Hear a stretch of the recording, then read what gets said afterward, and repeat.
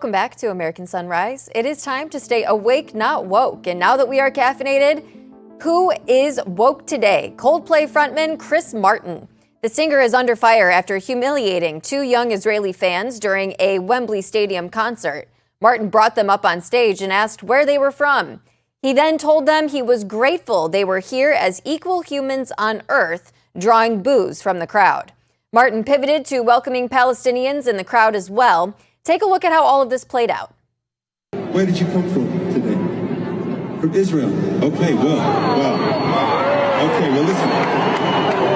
I'm going to say this. I'm very grateful that you're here as humans, and I'm treating you as equal humans on earth, regardless of where you come from or don't come from. Thank you for being here. We're grateful, and thank you for being loving and kind.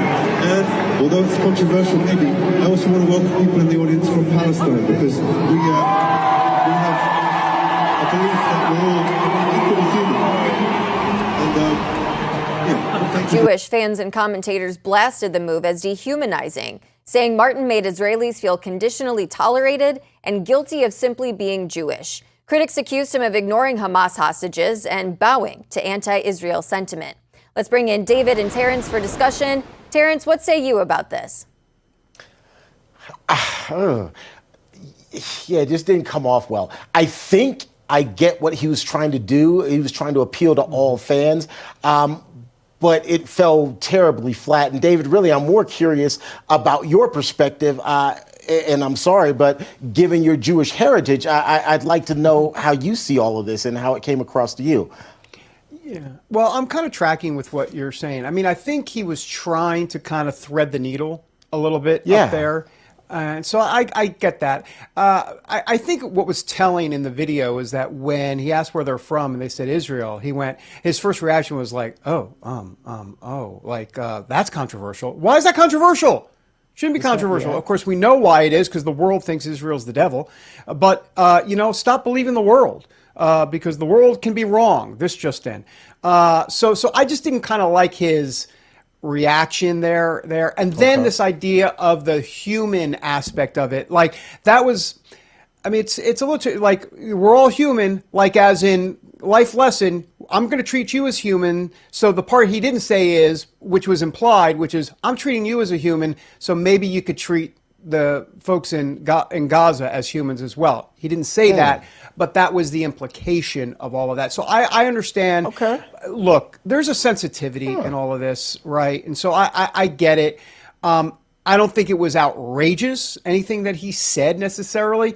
I think what was more disturbing to me is, and I knew this would happen, the boos coming from the crowd and the cheers for Palestinians, because were they they think they're cheering for the Palestinians, okay? You're cheering for Hamas. I'm sorry, because guess what? 67 to 70% of those Palestinians voted for Hamas. They voted for Hamas. Now, some will say, oh, it was because, they were forced to, or, they had to, yada, yada, yada. They voted for this type of stuff. So that's. See, David, your perspective is interesting to me because, and again, there's no right and wrong here, I don't think. The way I perceived what was said was that he was trying to humanize everyone, saying, hey, I see your humanity. I know what's happened in your country, and I see your humanity. And then I think he tried to hedge by saying, and to my Palestinian fans, I also see your humanity. That's how I took it. Well, but I think it fell flat because he didn't have to go there. He could have just said, thank you so much for being here. Welcome. We appreciate you being here, and moved on. And he created a completely different conversation by adding all those extra things in. Go ahead, David. I'm sorry, you were going to say. I just want to quickly say that, I don't defend Israel just because I'm Jewish. And quite frankly, my heritage, I grew up Jewish, but I grew up in a liberal Jewish household, Reform Judaism. And, if you not to invoke my family members, but I'll just talk about Reform Judaism writ large. A lot of them are very pro-Palestinian. Most of them are. The liberal Jews. That's how I grew up. So it's more of the poor Palestinians, not we love the Jews as much. So I just want to be clear about that. What makes me defend Israel is my Christian Zionist beliefs that came when I gave my life to Christ in 1988. So I just want to be clear on that, though obviously Judaism plays a part in it. But my Judaism heritage was from a Reform Judaism perspective, which is liberal, and it's not conservative or orthodox at all.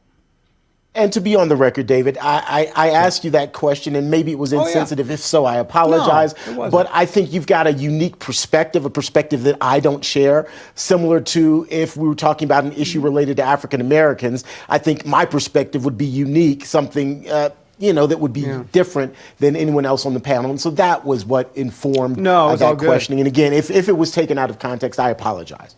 No, it's all good. My ancestry DNA test literally came up 100% Ashkenazi Jew. You know how you have 8% of this, 12% of this? No, not me. 100% Ashkenazi Jew. There you go. And that's the end of that. Well, Coldplay got quite the discussion going this morning, that's for sure. All right, we do have more coming up on American Sunrise. It is our daily moment of faith.